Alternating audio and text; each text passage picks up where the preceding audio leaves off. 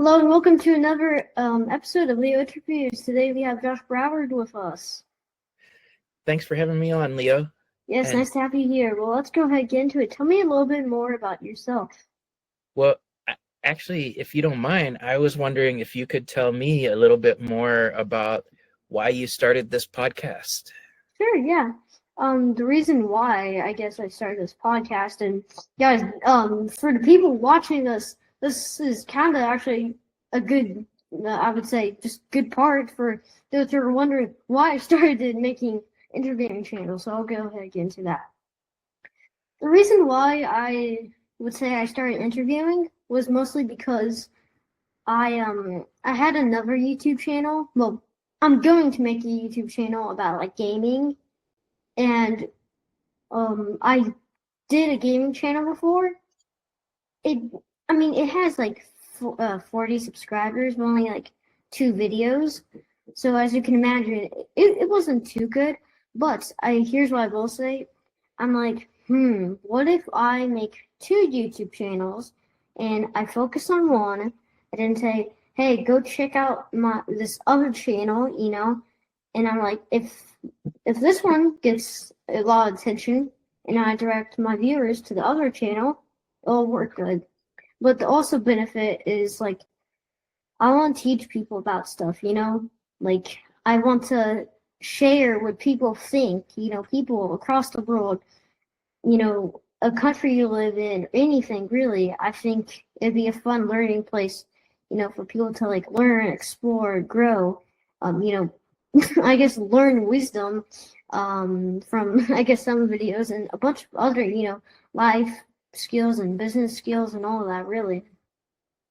Cool. Cool. Thanks, Leo. I appreciate it. Yeah. Tell me a little bit about you. Yeah, so I live in the San Francisco area.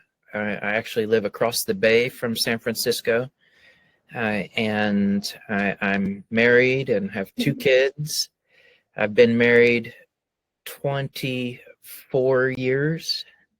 And my oldest kid is about to graduate from University of California at Berkeley. Oh, nice. Emma wants to become a zookeeper. Oh. So we get to do fun stuff with animals sometimes at the zoo because Emma's an intern. And then my second kid is John, and he's 14, and he's not sure, but he might want. He's off and on wants to be a history professor. Uh-huh. So he'll ask me, "What do you think about the Peloponnesian War tactics? Should they have done this or that?" I'm like, "Bro, I don't have any idea." And then my wife, Sarah, works at a kind of a hybrid mental health and education facility. Oh, nice. And I run Wisdom Partners. That is a leadership coaching company, and we work with startup founders. So, and kind of people like your dad, but when they were first getting started, trying to learn how to build a company. Is there like a website, maybe like a forum or really anything where people can find out more about you? Yeah, the best thing would just be to go, well, you can always find me on LinkedIn, but also our website is wisdompartners.llc. Okay. It's one of those new URLs, not a .com. Actually, one thing I just want to say real quick is that one of my like favorite subjects in school is history. History and math, and also lunchtime. Who doesn't love lunch? Yeah, right. Lunch and recess, right? Those are every kid's favorites. Yeah. And then the academic subjects come in a distant third. Yeah. What is your biggest challenge and how did you overcome it? Oh man. So the biggest challenge for me, let me think of how I can explain this correctly. Well, if I summarize it in just put it in the core of the issue without telling you the dirty details. Someone accused me of doing something wrong, and there was a whole process that was involved in it, and they never there was an it was in a work setting, and the investigation didn't find anything that I had done anything, but that I had done I had made some mistakes that led people to wonder if maybe I had done the thing, which is where the accusation started. But I ended up losing my job over it, and it also just the way that I handled it, and other people made mistakes, and it was a hot mess. But it felt just heartbreaking for me, because I loved that job. So it was the hardest thing I've ever gone through. I had a lot of grief from that it took a long time to heal. So I think the second part of your question is, how did I overcome it? Well, the truth is, I think I'm still healing from it. That was 5 years ago, more than 5 years ago. And I'm mostly healed now, but every now and then I still feel the injustice, or the pain, my heart hurt, or I feel ashamed that I even got in that situation. And so one of my friends, kind of a peer mentor, said to me, be patient with your grief. So in other words, I wanted to just heal and move on, just get better fast and pick up and move. And he was like, bro, it takes however long it takes. It's going to hurt for a while, and just let it hurt. And so that was helpful, that I didn't feel like I needed to hurry the process. I had to just really go back to the core of who I am, and where my value comes from. And of course I want other people to like me. Of course I want outward success. I want all of that stuff, but that is not the core of who I am. Core is I'm a Christian, so from my perspective, I'm loved by God. That's the most fundamental thing. But also I'm loved by my family. I'm loved by a core group of friends, and I have the ability to do good in the world and to help people and to sort of return that love to the world. But that really what held me close was going deeper into God's love and just accepting the love of my family. I also had to forgive myself and forgive the other people who made mistakes or misunderstandings. Yeah, another thing, something I did that was really helpful is I gathered a group of mentors to meet with me at first once a month and then once a quarter for about a year and a half. And they just helped me sort of recover. They were my voice of safety. What is the way you think we can all change the world? Okay. Well, I think there's lots of ways we can change the world. Like on the simplest level, just kindness to other people is, I think it really does make a difference. But on a bigger level, I think we're all here to do work that matters. So it's important for us to understand what our work is. For many people, that's the work they get paid for. Mhm. For some other people,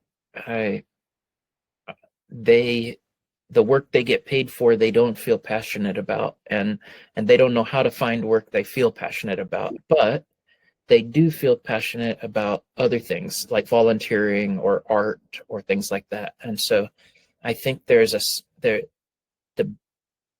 the best way each person can help the world is to look for the intersection of what drives us on the inside and what the world needs on the outside, and see how we can match those up in the best way.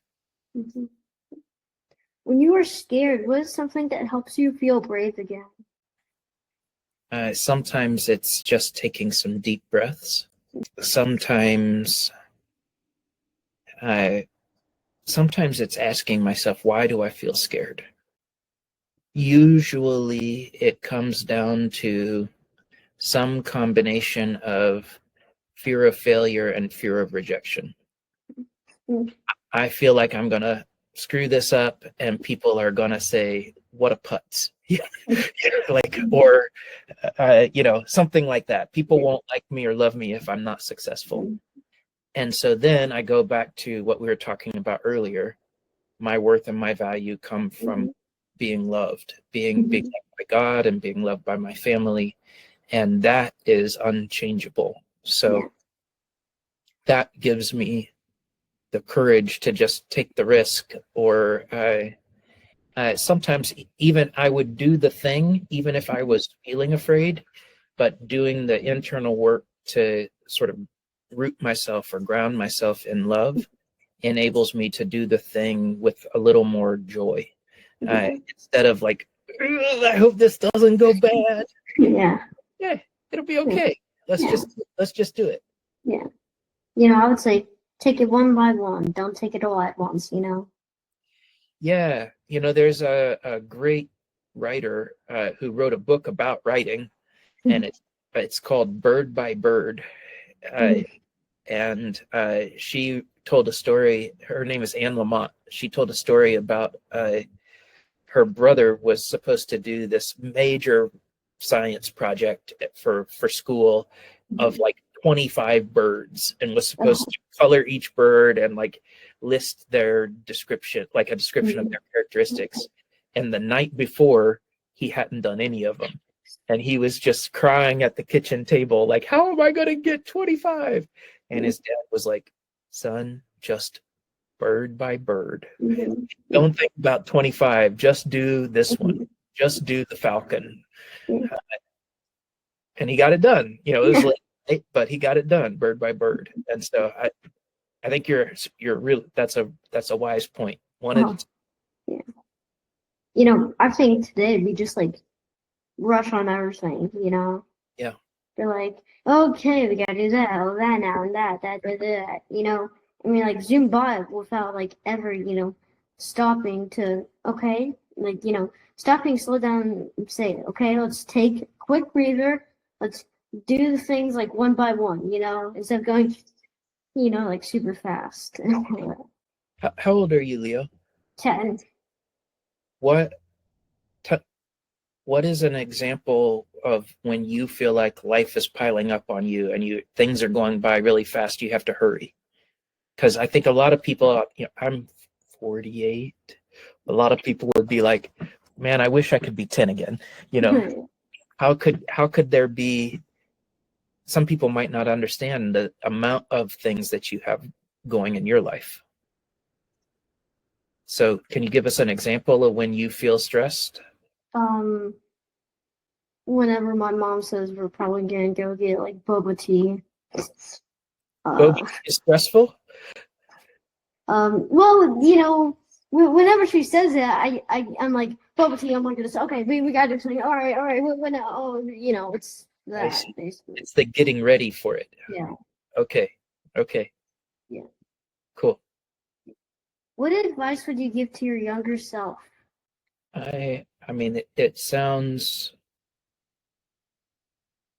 trite, it sounds cheesy, but I think what I would say to my younger self is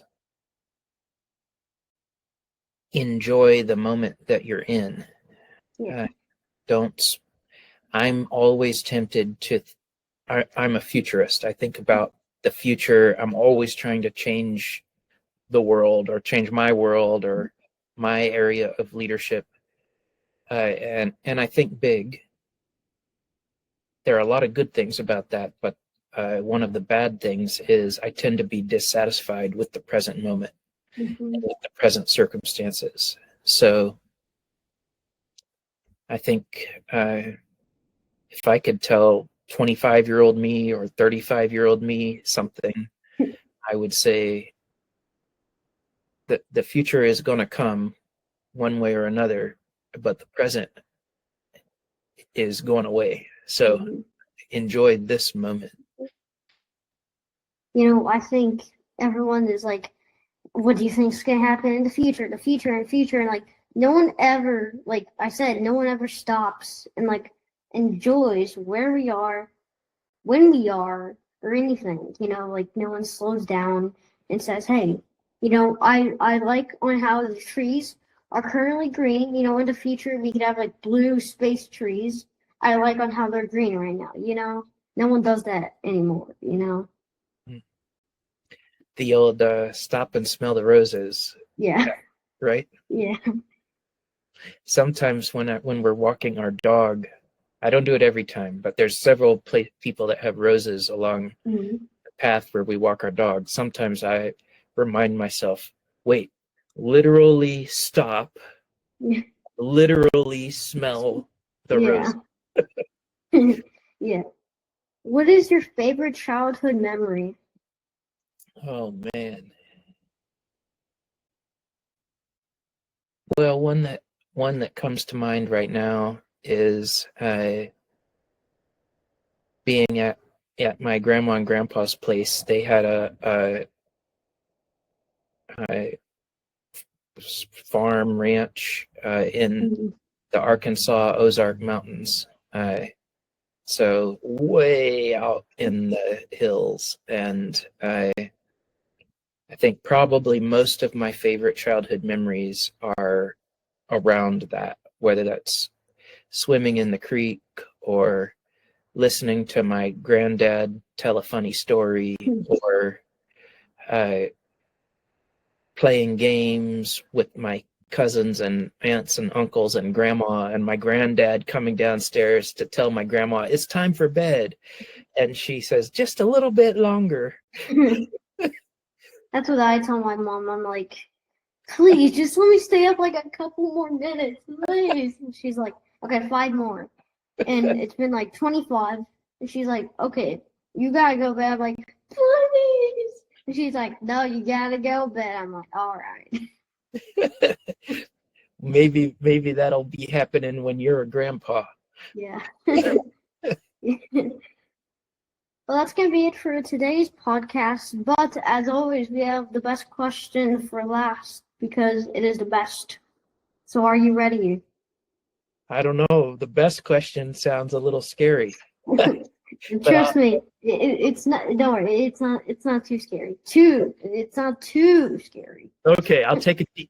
I remember, you primed me for this. What do you do when you're scared? So I'm gonna take a deep breath. Okay. If you had to pick between chocolate ice cream or strawberry ice cream, which one would you choose? To be honest, neither one of those are my favorites. So I would choose something else. That's all right, as long as it's ice cream. Oh, okay. I like stuff that's chunky and crunchy and caramelly. So, So like Rocky Road. no, because I'm not a fan of marshmallows, but Oh, like a lot of Ben and Jerry's stuff that has caramel yeah. stuff in it and Uh, lots of pieces. You get a different feeling in your mouth, oh yeah.